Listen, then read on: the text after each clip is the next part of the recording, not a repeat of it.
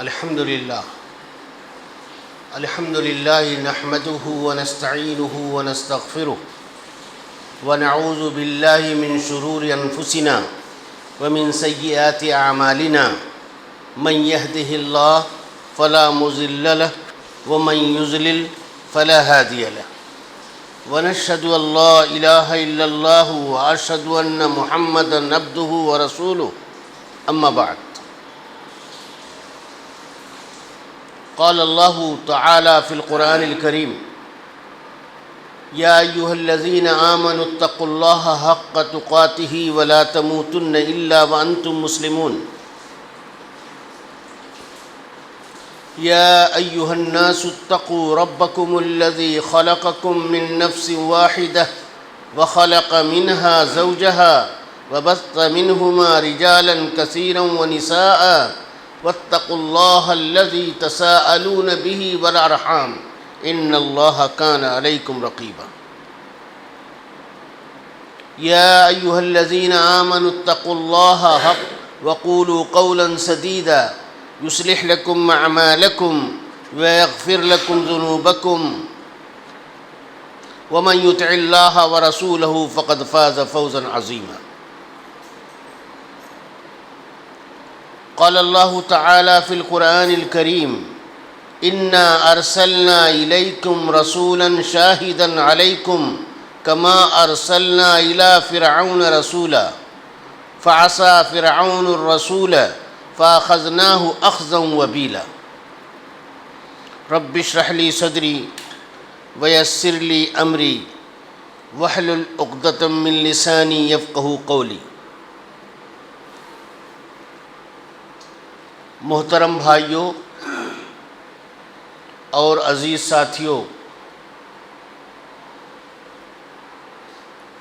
رب العالمین کا شکر اور احسان ہے کہ مولا کریم نے ہم تمام بھائیوں کو اس اہم درس میں جس کا ایک سلسلہ چل رہا ہے، جس میں الاصول الثلاثہ جو شیخ الاسلام محمد بن عبد الوہاب رحمہ اللہ کی کتاب ہے، اس کو درس کے ذریعہ سے ہم اور آپ سمجھنے کی کوشش کر رہے ہیں۔ اللہ ہمیں توفیق دے رہا ہے، اس کے اوپر ہم اللہ کا بے حد شکر ادا کرتے ہیں۔ محترم بھائیوں، ہم دوسرے رسالے میں جو الاصول الثلاثہ اصل کتاب سے پہلے ہے، اس میں داخل ہو چکے ہیں، اور کچھ باتیں اس کے تعلق سے گزشتہ دروس میں نے بیان کی تھیں، اور آج بھی اسی کے تعلق سے کچھ باتیں آپ کے سامنے رکھوں گا تاکہ بات خوب صاف ہو کر کے ہمارے سامنے آ سکے۔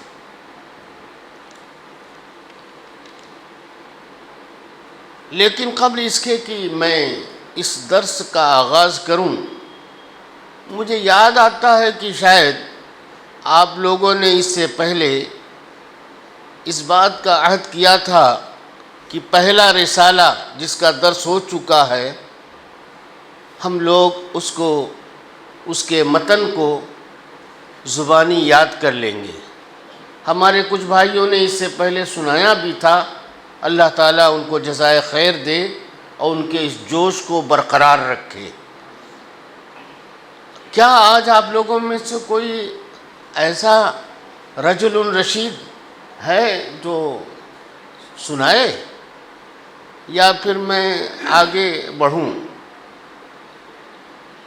ہم لوگوں نے سنا تھا پہلے کہ ہمت مرداں مدد خداس، ہمت کیجیے گا تو اللہ بھی مدد کرتا ہے۔ جزاک اللہ۔ جی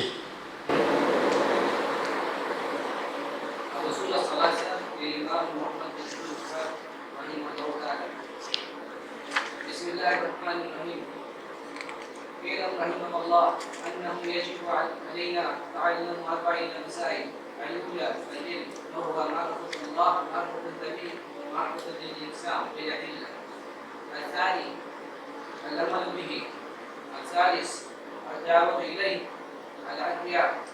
الرابع السمع على عذابه. ودليل قوله تعالى والعصر بسم الله الرحمن الرحيم والعصر إن الإنسان لفي خسر إلا الذين آمنوا وعملوا الصالحات وتواصوا بالحق وتواصوا بالصبر. قال ابن الشافعي رحمه الله تعالى وما أنزل الله على حجة على خلقه إلا بهذه السورة لكفرهم. قال ابن البخاري رحمه الله تعالى إذا باب الشرك قبل قوله والعمل. ودليل قوله تعالى فاعلم أنه لا إله إلا الله واستغفر لذنبك واستغفر. فبدأ بذكر القول والعمل. ماشاء اللہ ماشاء اللہ جزاک اللہ. دیکھیے کچھ الفاظ ادھر ادھر ہوئے لیکن ہمت کی داد دینی چاہیے. ماشاء اللہ ہمارے ہاں جو ہے ایک مرتبہ کا واقعہ یاد آتا ہے. یونیورسٹی میں جہاں انگریزی کی تعلیم ہوتی ہے، بنارس ہندو یونیورسٹی آپ لوگ جانتے ہوں گے، BHU جس کو کہا جاتا ہے، وہاں ہم لوگ جامعہ سلفیہ میں پڑھتے تھے. وہاں کے بچے ٹہلتے ٹہلتے، جمعہ کے دن چھٹی رہتی تھی، ٹہلتے گھومتے وہاں چلے گئے. تو وہ سب بڑے بڑے اسٹوڈنٹ انگریزی پڑھنے والے، BHU میں پڑھنے والے، ان لوگوں نے ٹوپی ٹاپی والے بچوں کو دیکھا تو پکڑا اور کہا کہ تم لوگ کہاں سے آئے ہو؟ کہا کہ ہم لوگ یہیں رہتے ہیں، بنارس میں رہتے ہیں. کہا تو کیا کرتے ہو تم لوگ؟ کہا تو انہوں نے کہا ہم پڑھتے ہیں. کہا کیا پڑھتے ہو؟ کہا عربی پڑھتے ہیں. کہا عربی بول لیتے ہو؟ کہا ہاں بول لیتے ہیں. کہا بولو. تو ایک نے شروع کیا الحمدللہ رب العالمین، دوسرا کہتا الرحمن الرحیم، وہ کہتا مالک یوم الدین، وہ کہتا ایاک نعبد و ایاک نستعین. پوری سورہ فاتحہ ان لوگوں نے 2 حصے میں بانٹ کر کے سنا دیا. وہ لوگ حیران ہو گئے، ماشاءاللہ عربی اتنی تیزی لوگ بولتے ہیں. ارے یہ تو سورہ فاتحہ ہے، سب کو بچوں کو یاد ہے، ان کو پتہ ہی نہیں، کبھی انہوں نے زندگی میں سنا ہی نہیں. وہ تو انگریزی پڑھنے والے لوگ ہاں عربی جانتے تھے، عربی ہوتی ہے. ٹوپی ٹاپی والے بچوں کو سوچا انہوں نے بیوقوف بنائیں گے، اور یہ ان کو بیوقوف بنا کر کے چلے گئے. خیر، تو عربی زبان اچھی زبان ہے، قرآن کی زبان ہے، حدیث کی زبان ہے، ہمارے نبی کی زبان ہے. اللہ تعالیٰ جو ہے اس کے یاد کرنے میں مدد کرتا ہے. ماشاءاللہ ہمت کی داد دینی چاہیے. الفاظ ادھر ادھر ہوتے اس سے کیا ہوا، ہمت تو ہے. سنا دیا انہوں نے ماشاءاللہ. اور کوئی آدمی سنائے گا؟ اور کوئی نہیں؟ دیکھیے بھائی پھر مت کہیے گا، کیونکہ ہم کو تو جن لوگوں نے سنایا ہے میں نے کہا تھا ان کو میں انعام دوں گا انشاءاللہ. اگر کوئی اپنا نام اور لکھوانا چاہتا ہے تو لکھوا لے. جی ہاں آپ تو سنا چکے ہیں نا. ہاں وہ تو رہے گا ہی بھائی، پہلے ہی سے ہے، پہلے ہی سے. جزاک اللہ، آپ کا نام تو پہلے سے ہے ہی. آپ تو اس سے پہلے سنائے تھے، ہے کہ نہیں؟ جی بسم اللہ الرحمن الرحیم وبہ نستعین حامدا و مصلیا اما بعد. محترم بھائیوں، ہم نے اور آپ نے یہ پڑھا تھا کہ یہ جو رسالہ دوسرا رسالہ ہے جس میں 3 مسائل کا ذکر آئے گا، تو اس میں پہلی بات مؤلف رحمہ اللہ نے کیا ذکر کی ہے؟ یاد ہے آپ لوگوں کو؟ توحید ربوبیت. دوسری چیز کیا ذکر کی ہے؟ توحید الوہیت. تیسری چیز کیا ذکر کی ہے؟ ولا اور برا، یعنی موالات اور معادات. دوستی کس سے رکھیں اور دشمنی کس سے رکھیں، اس کا ذکر کیا. اب ذرا اس کی تفصیل میں ہم چل رہے ہیں، تو آپ کو آج یہ بتائیں گے کہ آپ پورے قرآن کریم کا مطالعہ کر لیجئے. آپ دیکھیں گے جگہ جگہ سورتوں میں آپ یہ پائیے گا کہ اللہ تبارک و تعالی نے جہاں توحید ربوبیت کا ذکر کیا ہے اسی سے توحید الوہیت کے اوپر دلیل پکڑی. پہلی سورت قرآن کریم کی کون سی ہے؟ سورۃ الفاتحہ. آپ پڑھیے.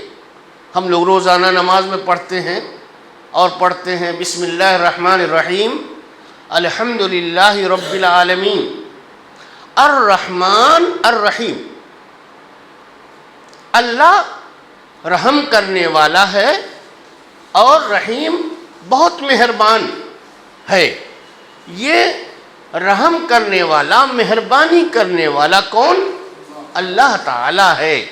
جس کی یہ صفت ہو، جس ذات کا یہ فعل ہو، وہ کیا ہوتا ہے؟ توحید ربوبیت ہوتا ہے.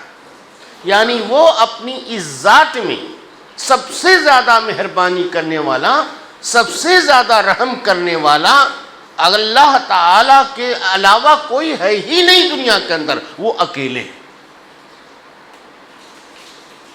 اچھا، اس کے بعد ہی الرحمن الرحیم تیسری صفت ظاہر کی، مالک یوم الدین، جو مالک ہوگا آخرت کے دن کا، یعنی جزا کے دن کا. اب اس کے بعد الرحمن الرحیم مالک یوم الدین. اس کے بعد اللہ کیا کہتا ہے؟ جب آپ جانتے ہیں سب سے زیادہ رحیم و کریم، سب سے زیادہ مہربان اور قیامت کے دن کا مالک، یوم جزا کا مالک وہ ہے، تو کون لائق ہے کہ اس کی عبادت کی جائے؟ ایاک نعبد و ایاک نستعین. اسی لیے ہم اے اللہ تیری ہی عبادت کرتے ہیں، تیری ہی عبادت کرتے ہیں. یعنی دنیا میں اور کسی کی عبادت نہیں کرتے، تیری عبادت کرتے ہیں. اس میں یہ بات پیدا ہو سکتی ہے اور کی بھی عبادت کرتے ہیں، لیکن آپ ترجمہ کریں گے ایاک نعبد و ایاک نستعین، تیری ہی عبادت کرتے ہیں اور تجھ ہی سے مدد چاہتے ہیں. تجھی سے، یعنی تیرے علاوہ کسی سے مدد نہیں چاہتے. مدد کرنے والا بھی تو اور عبادت کے لائق بھی تو. تو الرحمن الرحیم مالک یوم الدین. اس کے بعد ہی اللہ نے کیا کہا؟ جب یہ ہے تو لائق کون ہے عبادت کے؟ اللہ تبارک و تعالی ہے. اللہ کے علاوہ کوئی ذات نہیں جس کو معبود مانا جائے، جس کی عبادت کی جائے، جس کی غلامی کی جائے. وہ اکیلے اللہ تعالی ہے جس کی عبادت کی جا سکتی ہے. ایاک نعبد و ایاک نستعین. یہ سورہ فاتحہ اور یہ آیتیں آپ دیکھیے، پہلے توحید ربوبیت کا ذکر کیا، اللہ تعالیٰ نے اسی سے استدلال کیا توحید الوہیت پر. یعنی جو رب ہمارا مہربان ہے، مشفق ہے اور ہمارے اوپر سب سے زیادہ رحم کرنے والا ہے، وہی اس لائق ہے کہ اس کے سامنے سر جھکایا جائے، وہی اس لائق ہے کہ اس کے سامنے رکوع کیا جائے، وہی اس لائق ہے کہ اس کو اپنا الہ مانا جائے. یہ تو پہلی سورت ہے. اس کے علاوہ اگر آپ دیکھیں گے سورۃ الانعام، قرآن میں ایک سورت ہے سورۃ الانعام. اس کی ایک آیت ہے جو آیت نمبر 95. اس میں بھی اللہ تعالیٰ نے توحید ربوبیت سے توحید الوہیت کے اوپر استدلال کیا ہے. کیا کہا اللہ تعالیٰ نے؟ اللہ تعالیٰ نے کہا ان اللہ فالق الحب والنوى. اللہ ہی وہ ذات ہے جو فالق الحب والنوى، حب کہتے دانہ کو، جو دانوں کو پھاڑ کر کے نکالتا ہے. آپ دیکھیے زمین سے آپ دانہ ڈال دیتے ہیں اور اس سے پھاڑ کر کے اللہ تعالیٰ کیا کرتا ہے؟ اناج کو نکالتا ہے. والنوى، اور گٹھلی کو بھی پھاڑ کر کے نکالتا ہے. یہ کون کرتا ہے؟ فالق الحب والنوى. کون؟ اللہ تعالیٰ. اس کے بعد اللہ کہتا یخرج الحی من المیت. اللہ وہ ذات ہے جو کس کو؟ زندہ کو مردے سے نکالتا ہے، مثالیں آپ کے سامنے، اور مردے کو زندہ سے نکالتا ہے، مخرج المیت من الحی، ذالکم اللہ۔ عبادت کے لائق کون؟ یہی اللہ ہے، اس کے علاوہ کوئی نہیں، جو مردے کو زندے سے اور زندے کو مردے سے نکال دے۔ ہم کیا تھے؟ هل اتى على الانسان حين من الدهر لم يكن شيئا مذكورا، انسان کچھ بھی نہیں تھا، عدم سے وجود میں لانے والا اللہ۔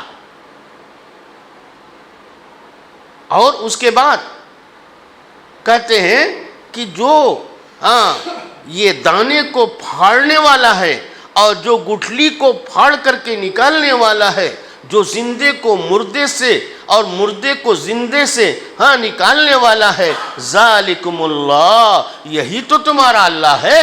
یعنی عبادت کے لائق کون ہے؟ اللہ۔ اس کا مطلب اللہ تعالیٰ کی توحید ربوبیت کیا ہوئی؟ یخرج الحی من المیت۔ توحید ربوبیت کیا ہوئی؟ مخرج المیت من الحی۔ توحید ربوبیت کیا ہوئی؟ فالق الحب والنوى۔ یہ سب اللہ کے کام ہے، اللہ کے علاوہ کوئی نہیں کام کرتا۔ توحید ربوبیت کیا ہے؟ اللہ کے افعال کو، اللہ جو کام کرتا ہے اس کے افعال کو، اس کے کام کو توحید ربوبیت کہا جاتا ہے۔ وہ اس کو کرنے میں اکیلے ہے، اس کے ساتھ کوئی نہیں، اکیلے اللہ کرتا ہے۔ اب جو ہے دیکھیے، اس کے بعد ہی یہاں توحید ربوبیت ہوئی، اس کے بعد ذالکم اللہ، یہی اللہ۔ فَأَنَّا تُؤْفَكُونَ، تو تم کہاں گھوم رہے ہو، کہاں پھرائے جا رہے ہو، کہاں تمہارا دماغ جا رہا ہے؟ اپنے رب کو پہچانتے نہیں؟ کون اس لائق ہے کہ اس کے سامنے رکوع کیا جائے، سجدہ کیا جائے، ادب سے کھڑا ہویا جائے؟ اس کو پہچانتے نہیں ہیں؟ اب کون عبادت کے لائق ہے، کون معبود حقیقی ہے، پہچانتے نہیں؟ یہ دوسری آیت کریمہ ہے قرآن کریم میں۔ مثال کے طور پر آپ پورا قرآن پڑھتے جائیے گا، آپ کو اللہ پہلے یہ دکھاتا ہے توحید ربوبیت، میں نے کیا کیا کیا کیا کیا کیا، اس کے بعد جب یہ میں نے کیا تو لائق عبادت کون ہے؟ اللہ۔ اسی سے وہ توحید الوہیت کی دلیل پیش کرتا ہے۔ تیسری آیت کریمہ وہ بھی سورۃ الانعام کی آیت ہے، آیت نمبر 102 اللہ فرماتا ہے ذالکم اللہ ربکم، یہ تمہارا رب اللہ ہے، لا الہ الا ہو، اس کے علاوہ کوئی معبود نہیں، خالق کل شیء، خالق کل شیء، ہر چیز کو پیدا کرنے والا وہی ہے۔ یہ جو پیدا ہے، ہر چیز کو اس نے کیا، ہم کو بھی پیدا کیا، ہماری ضروریات کی ساری چیزیں اللہ نے پیدا کی، تو وہی تو توحید ربوبیت ہے۔ یعنی رب اپنے پیدا کرنے میں اکیلے ہے، کوئی اور اس کا پارٹنر نہیں ہے کہ مل کر کے اس نے بنایا ہو ہم کو یا ہماری دنیا کی جتنی چیزیں آپ دیکھ رہے ہیں وہ سب۔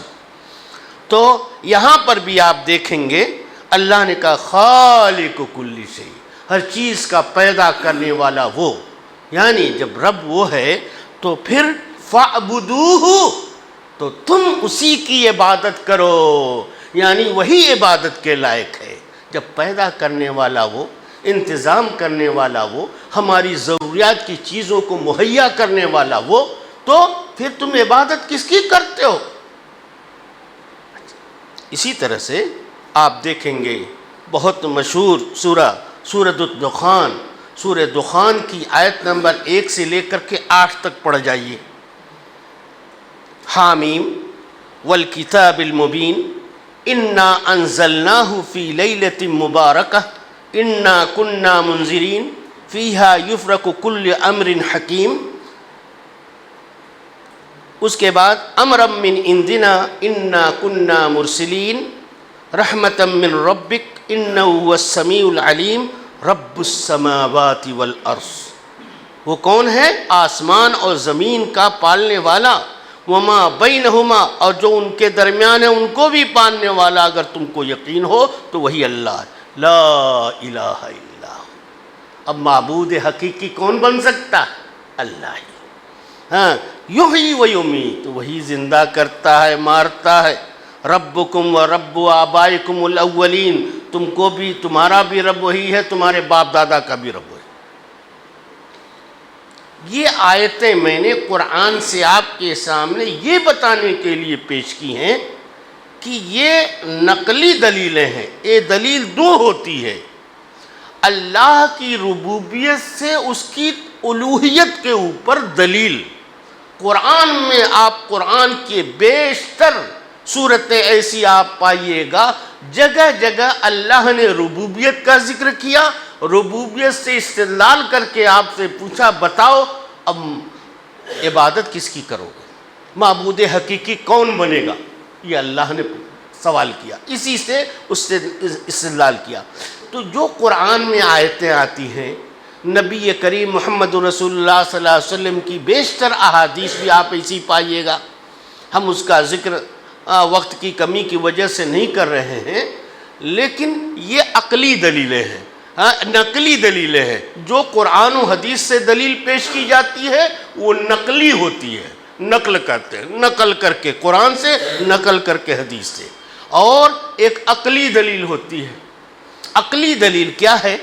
آپ کو میں نے بتایا تھا کہ آپ مان لیجئے ایک یہاں پر کوئی آدمی آپ کے لیے ایک دکان کر دیا، انہوں نے دکان میں مال لگا دیا، اور انہوں نے آپ کو یہ بھی بتا دیا کہ یہ مال کیسے کس طریقے سے بیچنا ہے، کتنے میں بیچنا ہے۔ تو اب جو ہے آپ کو تصرف کرنے کا طریقہ بھی بتا دیا۔ اب وہاں پر آپ دکانداری کریں گے تو آپ کیا چاہیں گے کہ یہ فائدہ جو دکان سے ملے، اس کا نفع، اس کا پروفٹ، جو اس کا مالک ہے جس نے آپ کے لیے دکان بنا دی ہے، اس کو حاصل ہونا چاہیے یا کسی اور کو ملنا چاہیے؟ یہ جو ہے عقلی دلیل ہے۔ ظاہر بات ہے ہر آدمی کسی بھی سے پوچھئے گا کہ بھائی جس نے دکان بنائی، جس نے مال اس میں بھرا، جس نے آپ کو طور طریقہ سکھایا اور پورے طریقے سے آپ کو سکھا پڑھا کر کے بیٹھایا، اب جب آمدنی کا ذریعہ ہونے لگا، نفع ہونے لگا، یہ نفع مالک کو ہونا چاہیے جس نے اپنا سارا سب کچھ لگایا اس میں۔ اسی طریقے سے جب اس دنیا کو اللہ نے پیدا کیا، دنیا کی ہر چیز کو اللہ نے پیدا کیا، اور وہ روزی دیتا ہے، روزی دینے والا بھی وہی، مالک بھی وہی، خالق بھی وہی، مدبر بھی وہی، ہواؤں کو چلانے والا بھی وہی، کھیت کو کھلیان کو بنانے والا بھی وہی، دانوں کو اناج کو اگانے والا بھی وہی ہے۔ تو پھر جو ہے اب عبادت کس کی ہونی چاہیے؟ کس کو پرنام کرنا چاہیے؟ کس کو سلام کرنا چاہیے؟ کس کا شکر ادا کرنا چاہیے؟ شکر کے لیے سجدہ، شکر کے لیے رکوع، شکر کے لیے ادب سے قیام کس کے لیے ہونا چاہیے؟ رب العالمین کے لیے، رب العالمین کے لیے جس نے ہم کو پیدا کیا۔ آج آپ کو دو باتیں بتائی میں نے، ایک تو یہ کہ توحید ربوبیت اور توحید الوہیت، اور یہ بتایا کہ توحید ربوبیت سے قرآن کریم میں توحید الوہیت کے اوپر دلیل پکڑی گئی ہے۔ یہ آپ جنرل طریقے پر یہ بات آپ سمجھ لیجئے، توحید ربوبیت اور توحید الوہیت میں فرق کیا ہے؟ ابھی ایک توحید باقی ہے، انشاءاللہ اس کا ذکر میں کروں گا، لیکن آپ کو بتا دوں کہ جو ہے توحید ربوبیت اور توحید الوہیت میں ایک جنرل نالج کے طور پر فرق کیا ہے؟ اس میں فرق یہ ہے، میں نے بتایا تھا، اشارہ کیا تھا، توحید ربوبیت اللہ کے افعال کو توحید ربوبیت کہتے ہیں۔ جیسے اللہ ہواؤں کو چلاتا ہے، اللہ نے دنیا کی ساری چیزوں کو پیدا کیا، اس میں کوئی اس کا شریک نہیں۔ اللہ جو ہے تمام روزی دینے والا ہے، اللہ ہی صرف اولاد دینے والا ہے۔ تو یہ سارے کام کس کے؟ اللہ کے۔ تو جو ہم کو یہ بتائے کہ اللہ کے افعال ہیں اور اللہ اپنے فعل میں، اپنے کام میں اکیلے ہے، اس کا کوئی پارٹنر نہیں، اسی کا نام ہے توحید ربوبیت۔ اور توحید الوہیت کیا ہے؟ اس میں بندے کے افعال ہوتے ہیں، بندہ جو عمل کرتا ہے اس میں کسی کو شریک نہیں کرتا ہے۔ جیسے ایک آدمی ہے، وہ کیا کرتا ہے؟ وہ مان لیجئے قیام کرتا ہے۔ ہم لوگ نماز میں قیام کرتے ہیں اللہ اکبر کہہ کر کے، ادب کے ساتھ، نہ ہلتے ہیں نہ ڈلتے ہیں، رب کے سامنے کھڑے ہوتے ہیں، تو یہ قیام ہے، قیام کی پوزیشن ہے۔ تو یہ قیام بندہ کرتا ہے نا، ہم اور آپ نماز میں کھڑے ہوتے ہیں، اللہ نہیں کھڑا ہوتا، لیکن یہ بندہ صرف اللہ کے لیے کر رہا ہے۔ یہ کام جو ہے صرف رب کو راضی کرنے کے لیے، اور کسی کے لیے نہیں کر رہا کہ میرا رب راضی ہو جائے، میں اپنے رب کو منا لوں رکوع کر کے، میں اپنے رب کو منا لوں سجدہ کر کے اس کے سامنے۔ تو اس میں فعل جو ہوتا ہے یہ بندے کا ہوتا ہے۔ اسی طریقے سے آپ دیکھیں گے کہ سجدہ بھی اسی کا۔ اسی طرح سے آپ اور ہم روزہ رکھتے ہیں، روزے کے دن آ رہے ہیں، اللہ تعالیٰ سب کو روزہ رکھنے کی توفیق عطا فرمائے۔ یہ ہم بندہ روزہ رکھتا ہے، یہ روزہ رکھنا فعل کس کا؟ بندے کا۔ اب وہ رکھتا کس لیے ہے؟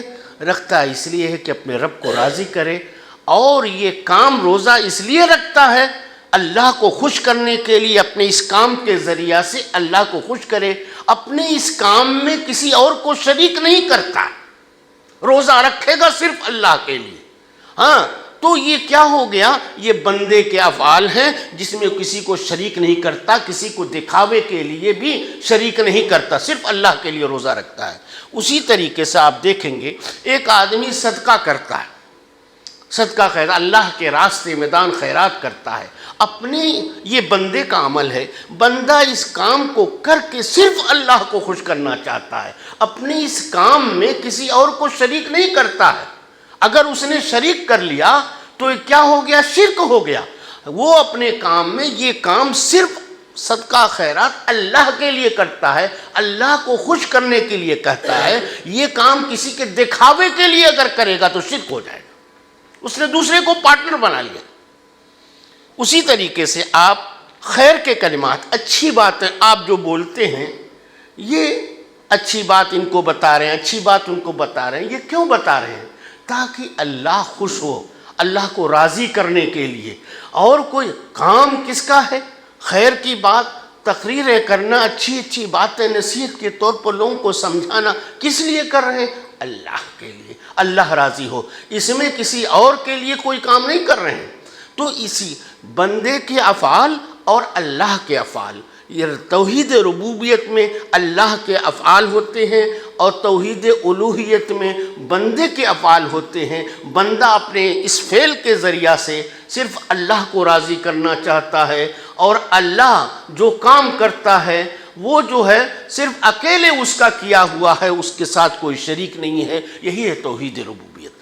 میرے بھائیوں، عقلی دلیل اور اس کے بعد توحید الوہیت اور ربوبیت میں ایک موٹی سا فرق آپ کے سامنے میں نے رکھا۔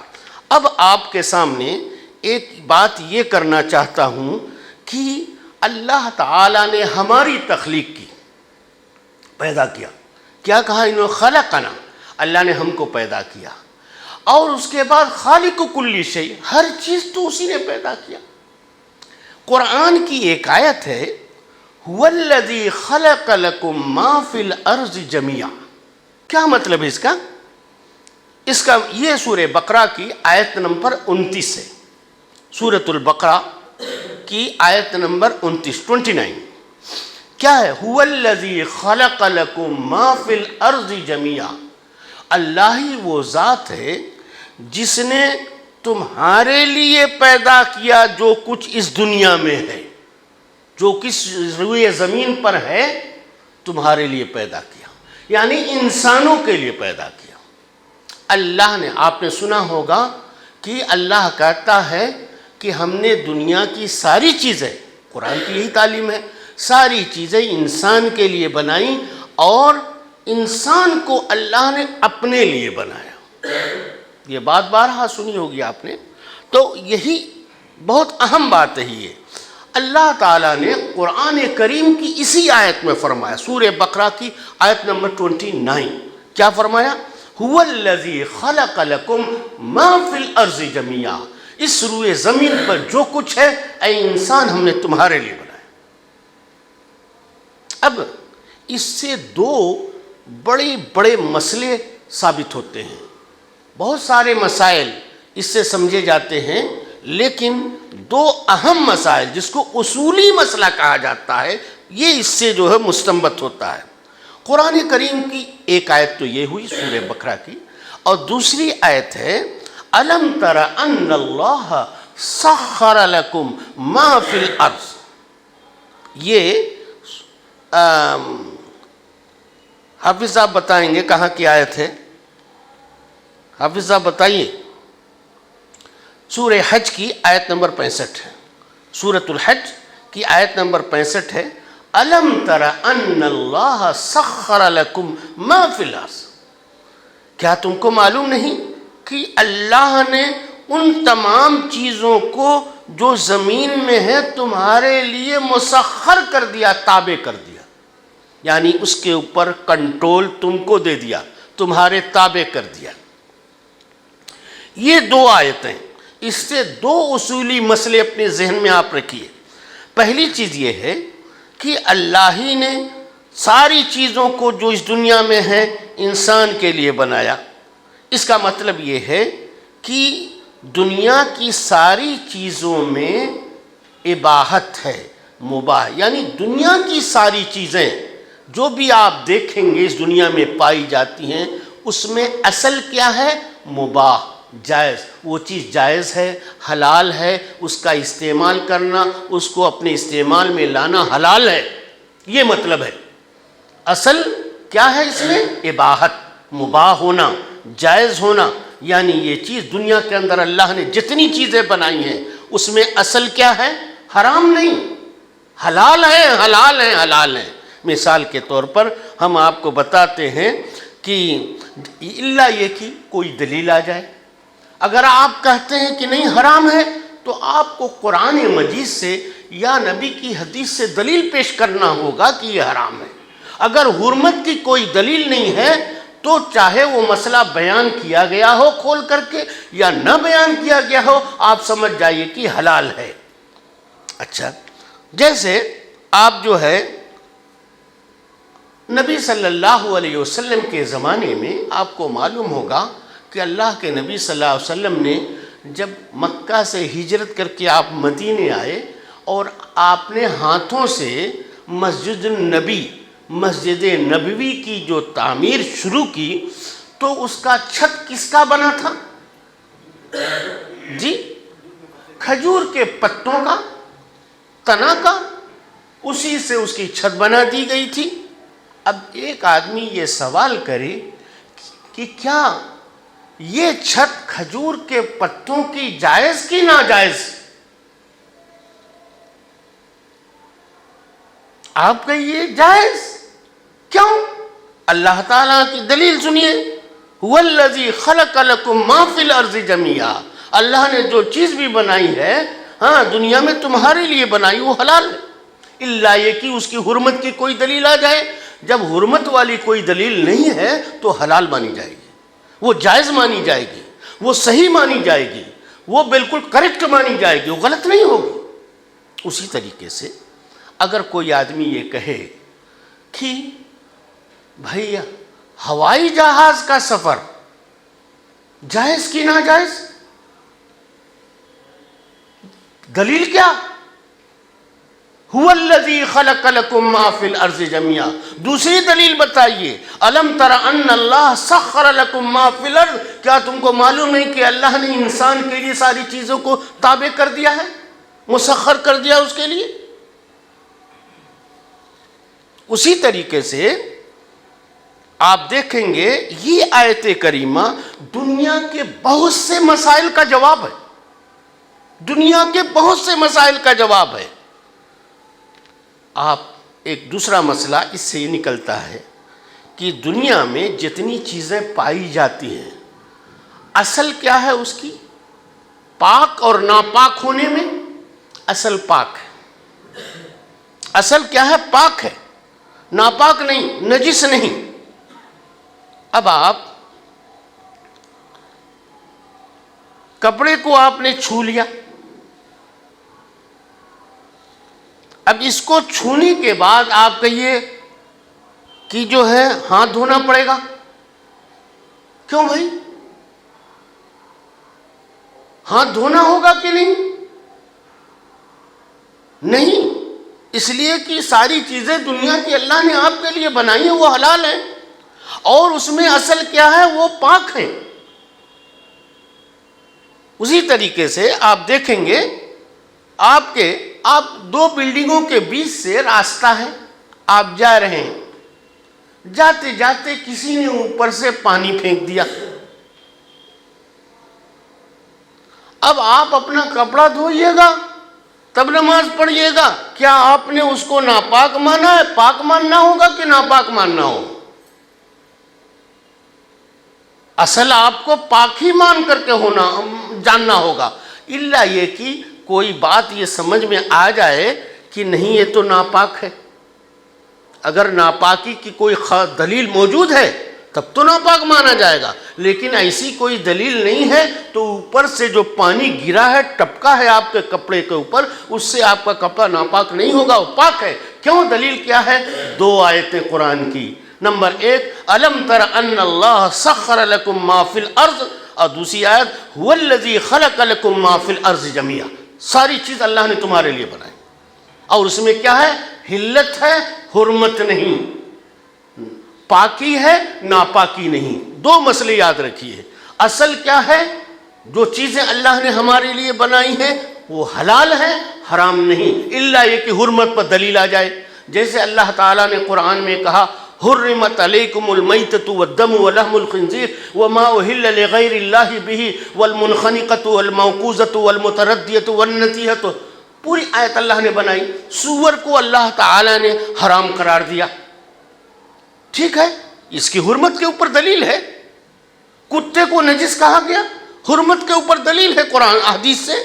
اسی طریقے سے اگر دلیل آ جائے ہاں صاف اور شفاف، وما اہل لغیر اللہ بہ، جس جانور کے اوپر جو جانور اللہ کے علاوہ کسی دوسرے کے نام پر پالا گیا ہو، وہ جانور بھی 1000 مرتبہ بسم اللہ کر کے کاٹیے، حلال نہیں ہوگا. یہ تو قرآن میں دلیل ہے، اس لیے وہی حرام ہوگا جس کی دلیل موجود ہے. ورنہ اس کے علاوہ آپ کو یہ ماننا ہوگا ان دو آیتوں کی بنیاد پر الم تر ان اللہ سخر لکم ما فی الارض. قرآن کی یہ آیت جو سورہ حج کی ہے، آیت نمبر 65 ہے، یہ بتاتی ہے کہ دنیا کے اندر جتنی بھی چیزیں پائی جاتی ہیں ان میں اصل کیا ہے؟ پاکی ہے، ناپاکی نہیں. دنیا کی ساری چیزیں پاک، ناپاک ہونے کے لیے دلیل پیش کی. اسی طریقے سے دوسرا مسئلہ هو الذی خلق لکم ما فی الارض جميعا، کہ دنیا کے اندر جتنی بھی چیزیں پائی جاتی ہیں سب حلال ہیں، جائز ہیں، مباح ہیں، استعمال کرنا جائز ہے، ناجائز نہیں ہے، ناپاک نہیں ہے. یہ دو باتیں اپنے ذہن میں آپ کو رکھنا ہوگا، جو اس کے ذریعہ سے جو آیتیں چل رہی ہیں ان کے ذریعہ سے ہم کو معلوم ہے. میرے بھائیوں، بزرگوں، دوستوں، یہ کچھ باتیں تھیں جو بڑی اہم تھیں، جس کو آپ کے سامنے رکھنا ضروری تھا، میں نے رکھ دیا. اور اس کے بعد اللہ تعالیٰ سے دعا مانگتے ہیں کہ مولا کریم ہم کو آئندہ بھی ان باتوں کو اچھی طرح سے، خوب اچھی طرح سے سمجھنے کی توفیق عطا فرمائے. یہاں پر جو رسالہ ہم نے شروع کیا تھا اس کا ایک مرتبہ ترجمہ دیکھیا. ترجمے میں اللہ تعالیٰ نے کیا کہا؟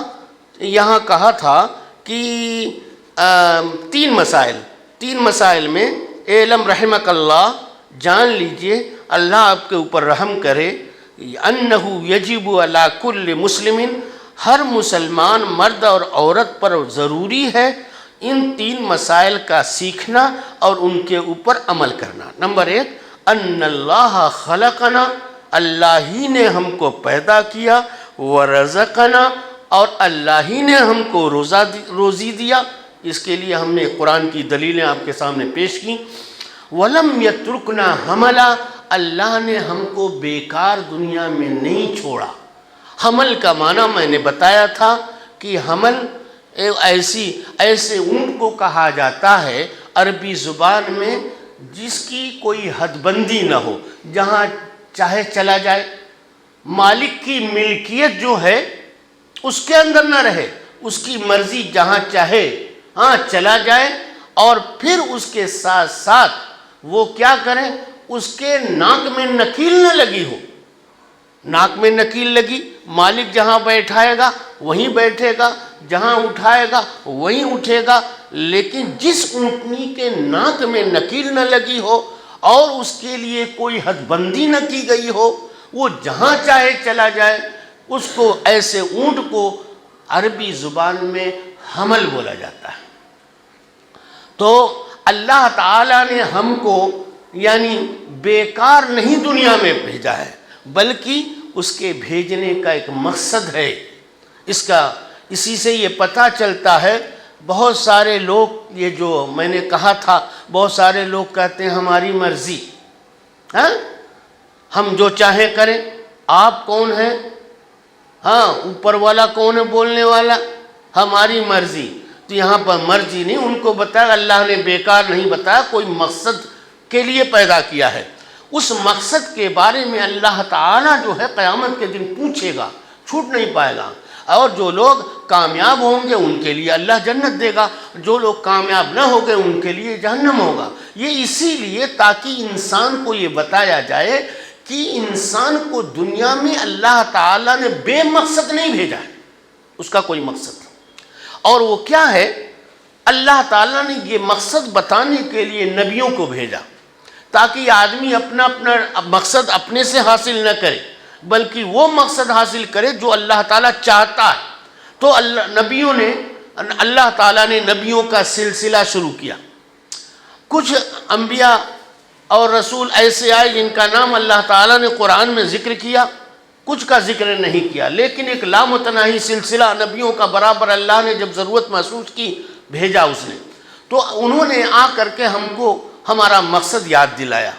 آپ کو معلوم ہے کہ اس سے پہلے اللہ تعالیٰ نے آدم علیہ السلام کی پشت سے نکال کر کے ہم سے وعدہ کیا تھا، الستُ بربکم، بتاؤ کیا میں تمہارا رب نہیں ہوں؟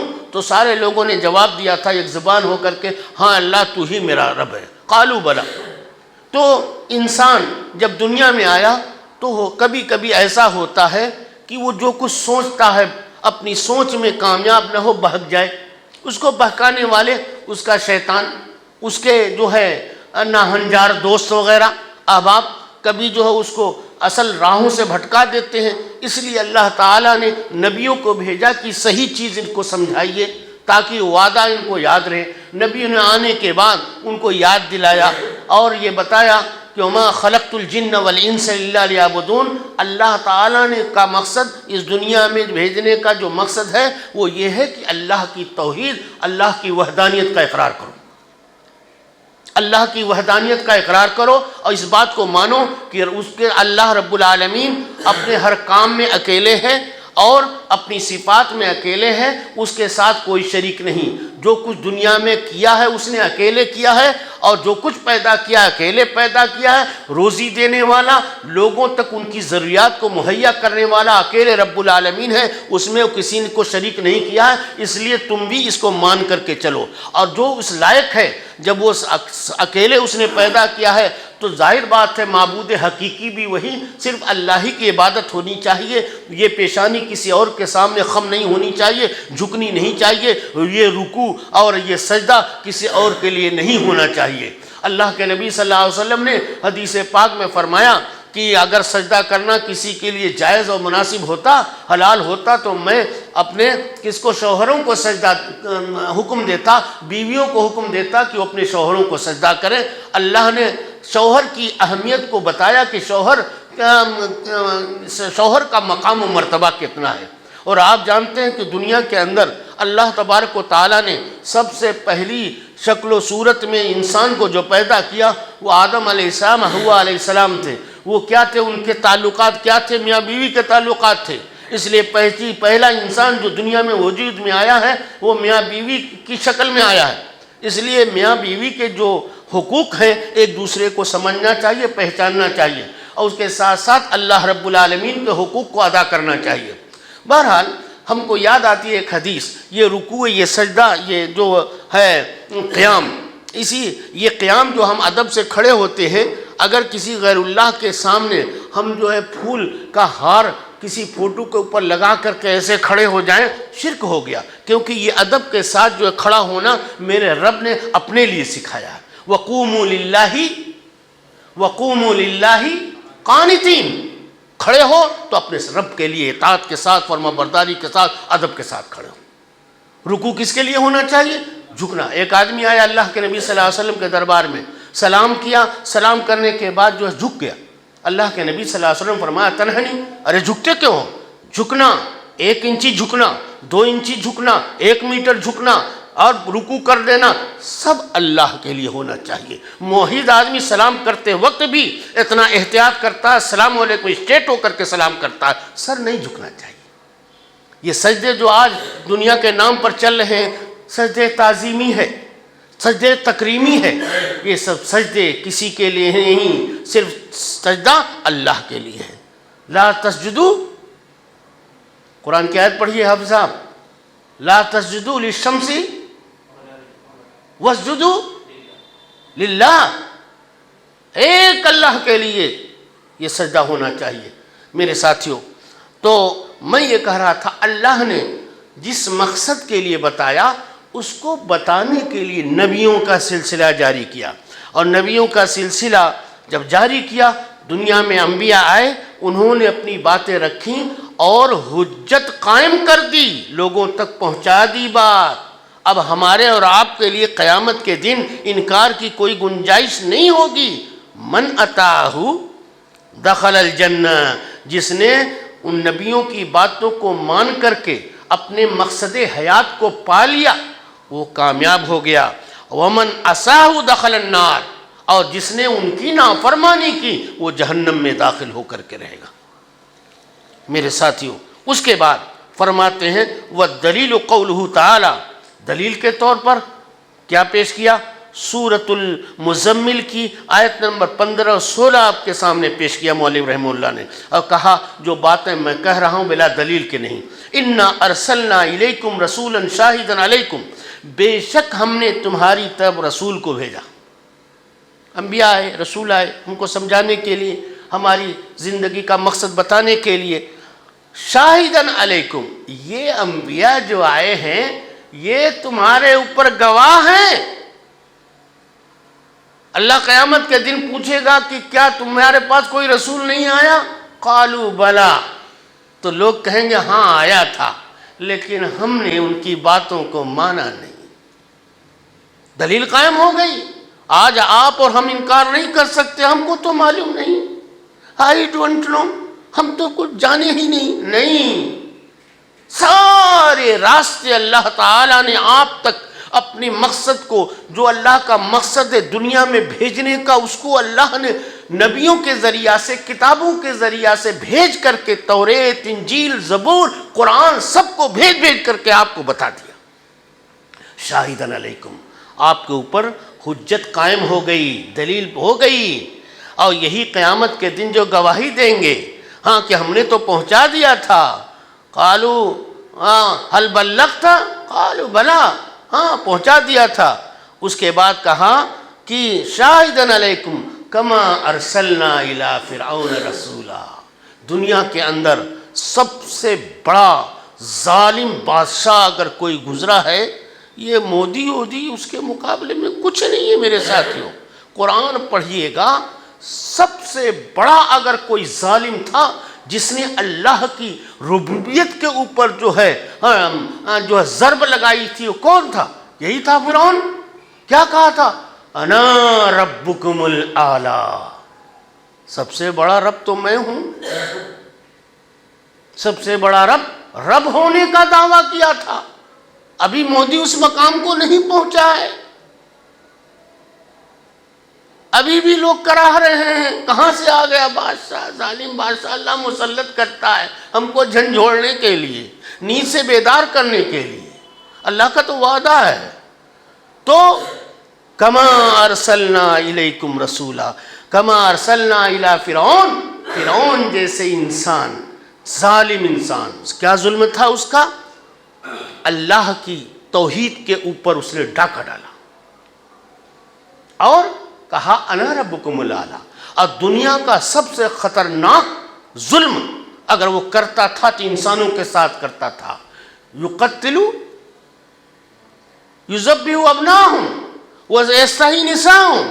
ارے وہ بڑا پیارا تھا. کیا کرتا تھا؟ لڑکوں کو تو کیا کہ مار ڈالتا تھا اور ان کی لڑکیوں کو چھوڑ دیتا تھا. یہ تو آپ نے پڑھا ہے قرآن میں. اس کا یہ دوسرا ظلم، مرڈر کرنا، آدمی کو گردن اڑا دینا، یہ کون کرتا تھا؟ یہ فرعون کرتا تھا. اللہ نے اس کے پاس بھی رسول بھیجا. کون گئے؟ موسیٰ علیہ السلام. اس قرآن کریم کو جس کو ہم اور آپ پڑھتے ہیں، سب سے زیادہ اگر کسی نبی کا ذکر اللہ تعالیٰ نے کیا ہے وہ کون نبی ہے؟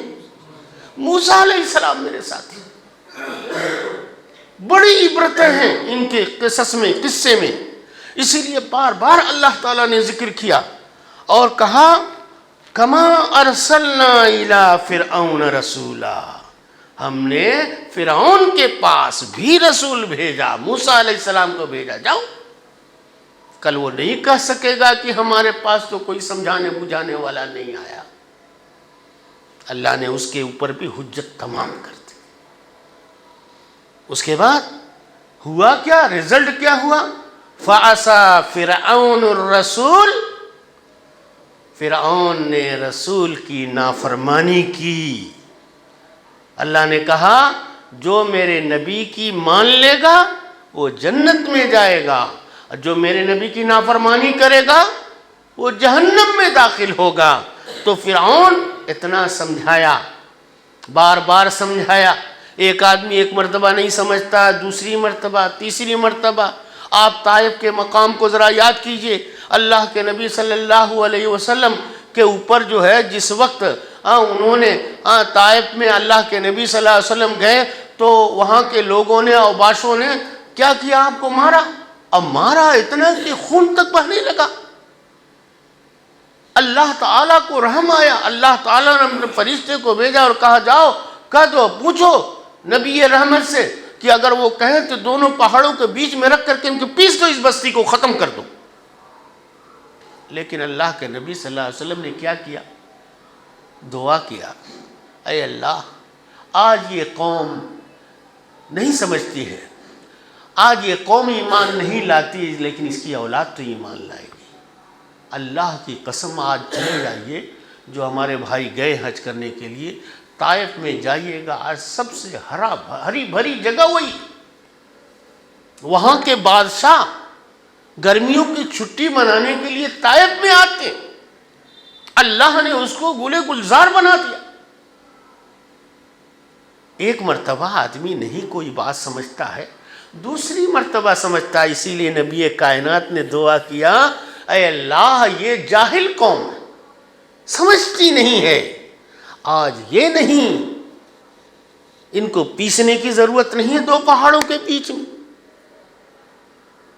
بلکہ میں دعا کرتا ہوں کہ مولا تو ان کو ہدایت دے. اللہ نے ہدایت دی، ان کی اولاد ایمان لے آئی. تو ایک بات کبھی کوئی آدمی نہیں مانتا. دھیرے دھیرے دوسری مرتبہ، تیسری مرتبہ جو لوگ دعوت کا کام کرتے ہیں، بڑی ذمہ داری ہوتی ہے، بڑی ذمہ داری ہوتی ہے. آپ مت تھکیے. اللہ تبارک و تعالی رسولوں کو اپنی طرف سے بناتا ہے، یہ ووٹ لے کر کے نہیں آتے.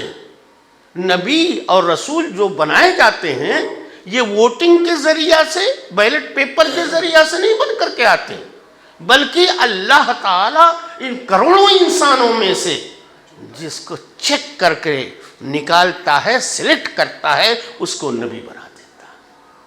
وہ ہیرا ہوتا ہے، ہیرا. کیونکہ چننے والا کون؟ خالق کائنات، مالک کائنات ہے. وہ دل کو بھی جانتا ہے، اندر کی چیزوں کو بھی جانتا ہے، سب کچھ جانتا ہے. اس نے سلیکٹ کیا ہے پوری دنیا کے انسانوں میں سے. اور اس کے بعد وہ آتا ہے، اس کے بعد اس کی بڑی ذمہ داری ہوتی ہے. یہ نہیں کہ 1-2 مرتبہ آپ سمجھائے پھر جو ہے بستر بچھا کر کے سو جائیے، نہیں، ہم نے تو اپنی ڈیوٹی پوری کر دی۔ ایک صاحب نے ڈیوٹی پوری کی تھی، آپ کو معلوم ہے، اللہ تعالیٰ نے مچھلی کے پیٹ میں گھسا دیا، اور اللہ کہتا ہے کہ ہم کیا کیا تھا، انہوں نے سمجھاتے تھے۔ سب سے زیادہ قوم کو کس نے سمجھایا؟ نوح علیہ السلام نے۔ کتنا سال؟ 950 برس اللہ کے اوپر، اللہ اکبر۔ لیکن اس کے بعد بھی جب نہیں ہار گئے سمجھاتے تو انہوں نے لاش میں دعا کیا۔ کیا دعا کیا؟ ایک طرف میرا نبی ہے، وہ دعا کرتا ہے، اے اللہ یہ قوم سمجھتی نہیں، یہ آج نہیں ایمان لائے گی، کل ایمان لائے گی۔ نوح علیہ السلام نے دعا کیا، ربی لا تذر، کیا کہا؟ اے اللہ اس روئے زمین پر کسی کو چھوڑ مت، سب کو چن کر کے ختم کر دے، کیونکہ اگر اس کی اولاد بھی رہے گی پھر وہی کافر بچہ پیدا ہوگا۔ کشتی بنائی، کشتی میں جو لوگ رہ گئے تھے ایمان لائے بچ گئے، باقی سب اللہ نے دنیا سے ختم کر دی۔ تو ایک یہ نبی ہیں جنہوں نے کیا کیا؟ ایمان نہیں لاتے لوگ، تھک گئے، ہار گئے، وما علینا الا البلاغ۔ مولانا صاحب لوگوں کو دیکھیے گا یہ بات ضرور بولتے ہیں، ارے بھائی ہمارا کام ہے سنا دینا، بس کریں چاہے نہ کریں، چولہے بھاڑ میں جائیں، ہم سے کوئی مطلب نہیں۔ بڑی ذمہ داریاں ہوتی ہیں۔ آپ کو اللہ نے کروڑوں انسانوں کے بیچ میں سے چنا۔ میرا نبی چونکہ آخری نبی تھا، جاتے جاتے کہہ کے گیا، العلماء ورثۃ الانبیاء، میری ڈیوٹی اب کون سنبھالے گا؟ علماء۔ کیا ان کی ڈیوٹی ہے؟ جو اللہ کا میسج، جو اللہ کا پیغام امام کائنات دنیا والوں تک پہنچاتے تھے، صبر کے ساتھ پہنچا، وہ کام، وہ ڈیوٹی اب علماء کو کرنا ہے، علماء کو کرنا ہے۔ تو یہاں پر اب دیکھیے اللہ تعالیٰ نے کیا کہا کہ وَعَصَىٰ فِرْعَوْنُ الرَّسُولَ، فرعون نے رسول کی نافرمانی کی، فَأَخَذْنَاهُ أَخْذًا وَبِيلًا، اس طریقے سے اس کو پکڑ لیا، گرفت کر لیا۔ کیا کیا؟ کیسے پکڑا اللہ تعالیٰ نے؟ نہیں معلوم؟ ہاں، پانی میں اللہ نے ڈبا دیا، اور پھر اس کی لاش کو قیامت تک کے لیے کہا ہم عبرت کے طور پر رکھیں گے۔ رب وہ ہے جو جب تک چاہے جو چاہے کر سکتا۔ اس کی لاش، ہماری اور آپ کی لاش، دادا دادی کی لاش، نانا نانی کی لاش قبر میں جائیے کھودیے گا نہیں ملے گی، لیکن رب نے کہا، قرآن شاہد ہے، ہم اس کی لاش کو قیامت تک رکھیں گے، عبرت بنائیں گے، آج تک۔ تو میرے ساتھیوں، یہاں یہ بات ختم ہو گئی، اس کے بعد دوسری بات آتی ہے۔ اللہ تعالیٰ نے، خالق ہم کو پیدا کیا، دنیا کے اندر جتنی چیزیں اس نے بنائی ہیں سب ہمارے لیے بنائی ہیں۔ اللہ نے ہم کو اور آپ کو اپنے لیے بنایا ہے، اور اللہ نے یہی بات سمجھانے کے لیے نبیوں کا سلسلہ جاری کیا کہ ہمارا مقصد اس دنیا میں آنے کا کیا ہے۔ وہ بتا کر کے گئے، وہ جو ہے اپنی ذمہ داری نبھا کر کے گئے، اور اب جو کچھ وہ کہہ کے گئے ہیں، جس نے نبیوں کی بات مان لی انشاءاللہ وہ جنت میں جائے گا، اور جنہوں نے اپنے ان نبیوں کی باتوں کو ٹھکرا دیا وہ جنت میں نہیں جا سکے گا۔ اللہ کے نبی صلی اللہ علیہ وسلم نے بھی حدیث میں یہی فرمائی، کل امتی یدخلون الجنہ، میری امت کا ہر آدمی جنت میں جائے گا، الا من ابا، مگر جس نے میرا انکار کیا، نبی کی باتوں کو نہیں مانا، نبی جو کچھ لے کر کے آئے نہیں مانا، انکار کیا، وہ زندگی گزاری جس کے لیے اس کے بھیجا نہیں گیا تھا، اس نے اپنے مقصد کو نہیں پایا، اللہ جن چیزوں سے راضی ہوتا تھا ان چیزوں کو اس نے نہیں کیا، اللہ کی توحید کا اقرار نہیں کیا، اللہ کے ساتھ شرک کیا، اس کی عبادت میں لوگوں کو شریک کیا، ایسا آدمی اللہ کے نبی کا منکر ہوا۔ اللہ جو ہے کل امتی یدخلون الجنہ الا من ابا، قالوا ومن ابا یا رسول اللہ، اے اللہ کے نبی آپ کا انکار کرنے والا کون ہوگا؟ کہا من اتانی دخل الجنہ، جو میری اطاعت کرے گا، جو میں نے بتایا اسی طرح سے کرتا جائے گا، میری لائف کو فالو کر کے اپنی زندگی کو اسی طرح سے کرتا جائے گا، میری کہی ہوئی باتوں کو اپناتا جائے گا، اسی کو اپنی زندگی بنائے گا، تو انشاءاللہ وہ جنت میں داخل ہوگا۔ وَمَنْ عَصَانِي فَقَدْ أَبَىٰ، اور جس نے میرا انکار کیا وہ میرا انکاری ہے، وہ کبھی جنت میں داخل نہیں ہو سکتا۔ اللہ تعالی ہم تمام بھائیوں کو اچھے عمل کرنے کی توفیق عطا فرمائے۔ اللہ تعالی ہمارے دلوں میں اپنے رب کی توحید کو جو ہے پیوست کر دے۔ اللہ رب العالمین جب تک دنیا میں رکھے، اسلام پر زندہ رکھے، اللہ تعالی ہم کو موحد بنائے، شرک سے بچائے رکھے، اور اللہ رب العالمین ہر وہ کام ہم سے کرائے جو سے وہ راضی ہوتا ہے، اپنے لیے کرائے جس سے اس کو ہم خوش کر سکیں۔ اللہ تبارک و تعالی رمضان میں ہم لوگوں کو روزہ رکھ کر کے بھی اپنے رب کو منانے کی توفیق عطا فرمائے۔ وآخر دعوانا ان الحمد للہ رب العالمین۔